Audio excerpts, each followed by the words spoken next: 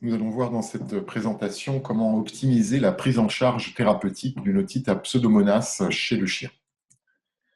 Alors en préambule, il est important de bien comprendre quel est le phénomène qui se met en place lors de ces otites chroniques qui sont souvent difficiles à gérer en pratique quotidienne. La première étape d'installation de cette otite à Pseudomonas, elle passe par une inflammation du conduit auditif externe qui est rapidement associée à une hyperplasie des glandes sébacées. Vous pouvez observer sur cette photo en vidéotoscopie un conduit auditif avec un érythème marqué qui traduit cette inflammation. Et dans un second temps, les glandes cérumineuses qui sont présentes à l'état naturel dans l'épithélium du conduit auditif vont s'hyperplasier, augmenter de taille et vont provoquer l'apparition de ces petits nodules que vous observez ici, qui au bout d'un certain temps vont obstruer totalement le conduit auditif. C'est dans un second temps uniquement que l'infection bactérienne va se développer. Et effectivement, dans un certain nombre de cas, nous allons rencontrer une infection par des bacilles gram négatifs, comme objectivé en bas à droite de la photo, associés à des érosions du conduit auditif, alors que dans la grande majorité des cas, en règle générale, l'infection est initialement liée à des bactéries gram positifs de type cocoïde, comme en haut à droite de la photo. Il est très important de comprendre que le passage de l'infection à gram positif à l'infection à gram négatif est dans la plupart des cas associé à la chronicité. Sur ce diagramme, vous voyez à gauche les cas d'otite aiguë ou subaiguë qui durent depuis moins de 1 mois et vous pouvez observer une très grande majorité, plus de 75% des cas associés à des grammes positifs. Alors que sur le diagramme à droite, pour les cas chroniques, l'infection par les bacilles va devenir prépondérante. Fort heureusement, ces otites chroniques sont beaucoup plus rares que les otites aiguës ou subaiguës. Vous voyez ici que les otites chroniques représentent un pourcentage relativement faible en pratique quotidienne. Toutefois, ces otites existent et il faudra donc savoir les gérer de façon optimale. Une fois que cette infection s'est développée, on va observer des modifications prolifératives de l'épithélium, des ulcérations en cas d'infection à Pseudomonas, une sténose, puis une occlusion du conduit auditif, finalement une otite moyenne et une minéralisation des tissus. Une photo pour illustrer la sténose et l'occlusion chez un braque allemand. Et ici, une vue vidéotoscopique du tympan chez un chien, où vous pouvez observer à travers la membrane tympanique la présence de pus dans la bulle tympanique, signant une otite moyenne. Le bilan d'extension d'une otite à Pseudomonas nécessite donc initialement un examen otoscopique qui va objectiver la présence d'un pus abondant et verdâtre, qui va permettre de décider du degré d'ulcération de l'épithélium en utilisant un score clinique appelé OTIS 3. Et également, nous le verrons dans la partie thérapeutique, il est très important d'apprécier la présence ou non d'un biofilm. Si possible, cet examen otoscopique sera couplé à un examen vidéo-otoscopique qui permettra d'optimiser la visualisation de la membrane tympanique et, comme nous venons de le voir, d'éventuellement observer une otite moyenne. Bien entendu, l'examen cytologique est très important. Nous reviendrons sur l'examen bactériologique et l'antibiogramme. Et l'imagerie prend une place importante aujourd'hui dans le cadre des otites chroniques, notamment par la réalisation de scanners, voire d'IRM. L'examen clinique, à gauche un cocker atteint d'otite à Pseudomonas, à droite un labrador atteint d'otite à Pseudomonas qui permet d'observer ce pus, souvent abondant, souvent mais pas toujours verdâtre, avec un bruit de clapotis et une douleur. L'examen otoscopique va permettre de mettre en évidence la présence de ce pus, souvent abondant encore une fois, qui va tapisser l'entièreté de l'épithélium du conduit auditif. L'examen vidéotoscopique permet également d'objectiver la présence de ces ulcères, qui sont assez typiques en cas de Pseudomonas. Ils sont d'abord souminés. Vous observez ici la présence de ces larges plages ulcérées sur la partie gauche du conduit auditif, avec là encore la présence d'un pus assez abondant. Le biofilm peut être apprécié en clinique simplement par écouvillonnage, où vous allez observer la présence de ces amas de pus très collants très filants qui vont être présents à l'écouville. La présence de ce biofilm est très importante à envisager et nous verrons dans la partie thérapeutique car il existe des différences de sensibilité des bacilles, des pseudomonas en fonction de la présence ou pas de ce biofilm. En pratique, quand les bactéries sont en biofilm, elles ont tendance à avoir une résistance plus marquée aux antibiotiques. L'examen cytologique doit être réalisé systématiquement. Il va permettre de mettre en évidence la présence de polynucléaires neutrophiles et la présence de bacilles, donc ces éléments de bactéries en bâtonnets qui sont assez faciles à objectiver en pratique. Alors, une petite astuce, ici vous avez une étude assez récente publiée dans Veterinary Dermatology qui vous rappelle que les pseudomonas peuvent survivre dans les colorants de routine de type RAL que nous utilisons pour colorer les lames de cytologie. Et donc en présence d'une infection à pseudomonas, il va être important de bien penser à désinfecter vos tubes de coloration. L'examen bactériologique en lui-même, il a surtout un intérêt pour l'épidémiologie. Il a également un intérêt pour vérifier les variabilités de sensibilité de Pseudomonas à l'antibiogramme. Il a un intérêt également, car on l'a vu, il existe des différences de sensibilité en fonction de la forme planctonique et ou de la forme biofilm. Et également, il a un intérêt en cas de réalisation de CMI, de mesure des concentrations minimales inhibitrices, pour pouvoir évaluer la concentration des antibiotiques que vous allez devoir utiliser par voie systémique en cas d'otite moyenne. On va prendre un exemple pratique ici. Si la CMI vis-à-vis de Pseudomonas a été établie à 0,05 microgrammes par millilitre, que vous savez que la concentration cutanée de l'antibiotique X que vous voulez utiliser est en général de 0,4 à 0,5 mg par millilitre, vous savez également, ce sont des données de la littérature, que le pic plasmatique à la dose de cet antibiotique X de 10 mg par kilo sera de 0,3 microgrammes par millilitre. Vous savez également que la concentration cutanée de cet antibiotique est de 80% de celle du plasma, à savoir, donc, par un calcul, 80%, ça nous donne 0,24 microgrammes par millilitre. Et en faisant le calcul, vous allez pouvoir calculer la dose nécessaire d'antibiotiques à utiliser, qui sera en l'occurrence de 20 mg par kilo. Donc, ces données de CMI qui sont fournies par certains laboratoires sont intéressantes parce qu'elles nous permettent d'apprécier plus objectivement, de façon plus fine, la dose d'antibiotiques à utiliser. On termine le bilan d'extension par l'imagerie, qui là encore prend une place de plus importante depuis quelques années dans le bilan d'extension de ces otites à Pseudomonas qui peuvent être associées, surtout quand elles sont chroniques, à des otites moyennes. Alors venons-en au traitement en lui-même. Le traitement, il est en plusieurs parties.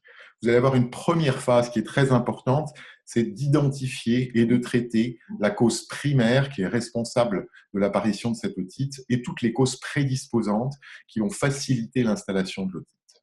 Deuxième grand élément de la thérapeutique, c'est le nettoyage.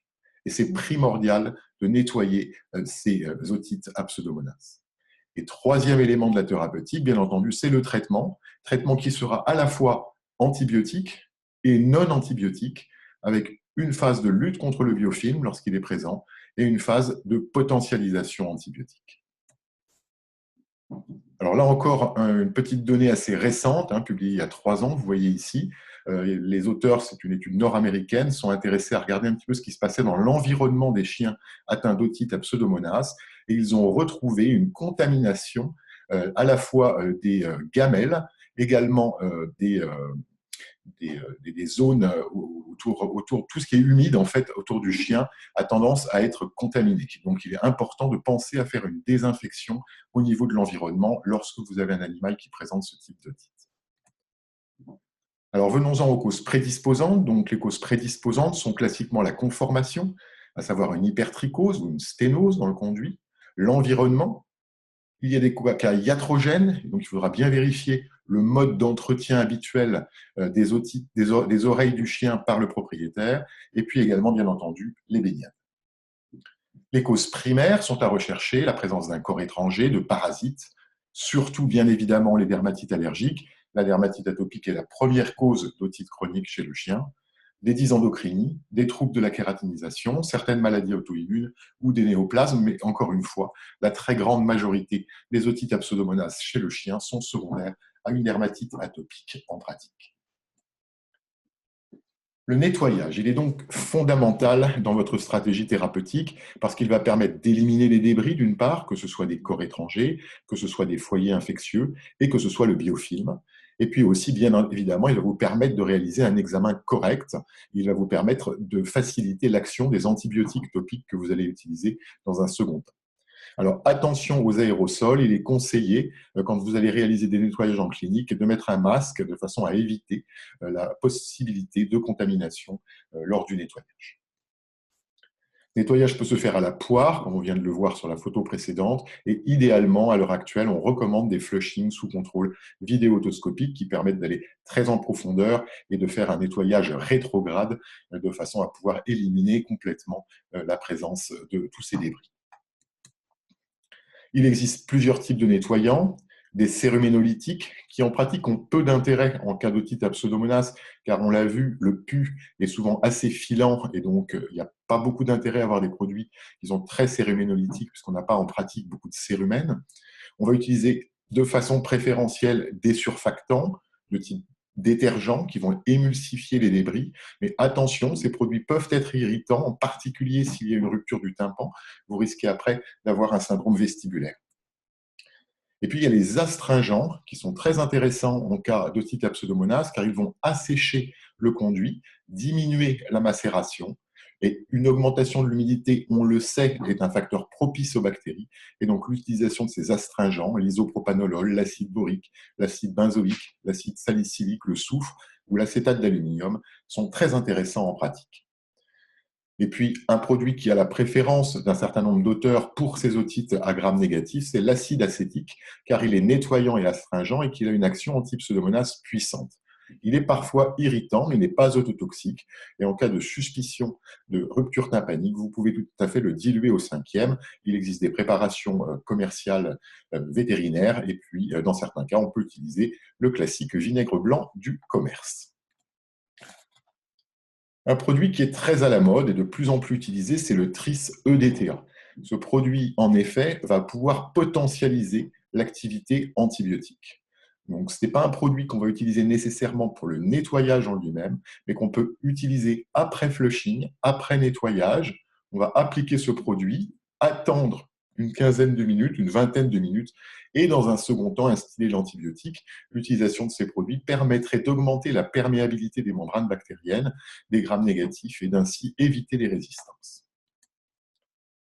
Autre élément très important de la thérapeutique, c'est la lutte contre le biofilm. Comme nous l'avons vu précédemment, ce biofilm qui est bien démontré en cas d'infection à Pseudomonas, et ce biofilm qui va provoquer une augmentation de la résistance des bactéries aux antibiotiques.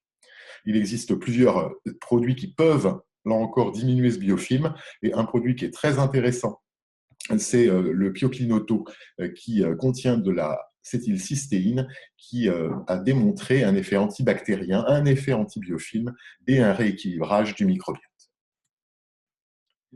Alors venons-en au traitement antibiotique en lui-même. Ce traitement antibiotique, il doit être idéalement topique. En cas d'otite externe, si vous pouvez appliquer et faire appliquer par le propriétaire un traitement local, c'est ce qui va vous permettre de vous sortir de la majorité des cas.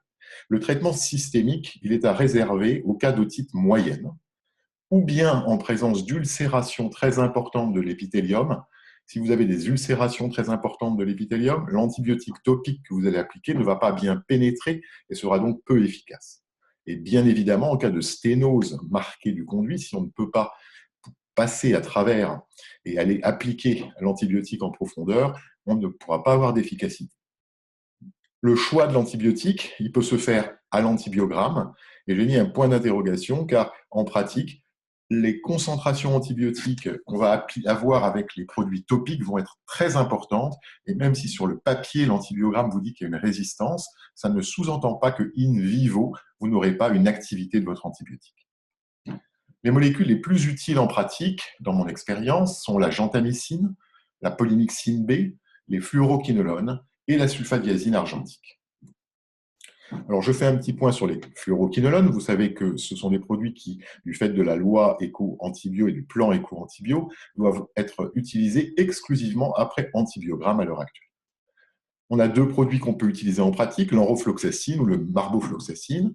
Le seul produit topique à notre disposition est l'horizon de vétoquinol avec AMM, mais il est également possible d'utiliser des produits locaux en utilisant les produits injectables qu'on va aller instiller directement dans le conduit auditif en association ou non avec un corticoïde. Un petit mot sur la sulfadiazine argentique, qui est un produit extrêmement intéressant dans les cas d'otite à pseudomonas, en particulier quand il y a des résistances in vitro ou in vivo aux antibiotiques classiques. Donc, ça n'existe pas en médecine vétérinaire, mais c'est un produit qui est commercialisé en médecine humaine, qu'il va falloir diluer. Vous voyez, c'est une crème. Donc, on va diluer cette crème dans un nettoyant auriculaire classique et faire instiller matin et soir par le propriétaire. Ce produit est assez intéressant dans mon expérience, encore une fois. Il n'y a pas de réelle publication d'études en double aveugle contre produits de contrôle, mais en pratique, ça peut permettre de se sortir d'un certain nombre de cas difficiles. Et puis pour terminer, il y a les alternatives aux antibiotiques. Le miel a récemment été démontré comme pouvant être efficace. L'acétylcystéine, on en a déjà parlé pour la partie biofilm, mais c'est aussi un produit qui a un effet antibactérien, en particulier sur les pseudomonas. Les peptides antimicrobiens, une approche totalement différente qui va donc essayer d'appliquer localement des produits qui vont avoir un effet antimicrobien mais qui ne sont pas antibiotiques. Et puis une étude très récente, qui est publiée il y a quelques semaines maintenant, sur la luminothérapie, l'utilisation d'un système de biomodulation photodynamique avec un instrument qui va, vous allez appliquer un gel dans le conduit auditif et un instrument va envoyer une lumière particulière qui va stimuler la peau et provoquer un effet antibactérien. Et les corticoïdes dans tout ça, les corticoïdes, ils sont évidemment contre-indiqués en cas d'infection, surtout si l'infection est sévère. Toutefois, il va bien falloir les utiliser quand vous avez une inflammation très sévère ou une sténose, comme sur la photo ici. Si votre conduit est très sténotique et que vous ne pouvez pas utiliser de traitements locaux, vous allez avoir beaucoup de mal à vous sortir de la situation. Donc, dans ce cas de figure, vous avez le droit d'utiliser pendant quelques jours des corticoïdes à dose faible, 0,1, 0,2, 0,25 mg par kilo et par jour de prédnisolone, de façon à diminuer l'inflammation, ouvrir le conduit. Et dans un second temps, vous allez pouvoir, une fois que votre conduit est ouvert, appliquer ou faire appliquer les produits locaux. Le suivi est fondamental en cas d'otite à pseudomonas. D'une part, pour réaliser des nettoyages, éventuellement sous sédation. Je vous rappelle que le nettoyage, tant qu'il y a du pus, il faut l'éliminer. Il faut éliminer ce biofilm, donc il doit être fait tous les jours par le propriétaire. Mais il faut bien vérifier l'observance. Et donc ça nécessite des visites de contrôle 2 fois par semaine initialement. Ces suivis sont également très importants pour réaliser des examens cytologiques qui permettent d'évaluer la réponse thérapeutique en vérifiant la diminution puis la disparition des bactéries. Vous pouvez également, lors de ces visites de suivi, réaliser des cultures de suivi pour antibiogramme. Et bien entendu, c'est lors de ces visites de suivi que vous allez pouvoir objectiver et traiter la cause sous-jacente. Finalement, malheureusement, dans un certain nombre de cas de ces otites chroniques à pseudomonas, les traitements médicaux sont peu efficaces et vont nécessiter un traitement chirurgical qui est idéalement une ablation totale du conduit auditif et une ostéotomie de la bulle, donc une opération de Técabo qui va être indispensable dans les cas les plus sévères. Donc en conclusion, pour ces otites à pseudomonas, elles sont heureusement peu fréquentes. Malheureusement, la plupart du temps, elles sont chroniques car elles sont secondaires à des otites aiguës à gram positif et qui ont été maltraitées et qui, au bout d'un certain nombre de semaines, sont devenues chroniques avec une infection à gram négatif qui va devenir difficile à soigner. Donc il faut essayer de traiter le plus tôt possible pour éviter cette chronicité. Il faut mettre en place très rapidement des mesures d'hygiène en utilisant idéalement des topiques auriculaires nettoyants qui vont diminuer le risque d'apparition de ces pseudomonas. Il est très important également de s'assurer d'une bonne restauration de l'épithélium. Et il serait intéressant dans le futur qu'on ait peut-être des études sur les nettoyants auriculaires pour vérifier la possibilité ou pas de prévenir le risque de désinfection à gram négatif.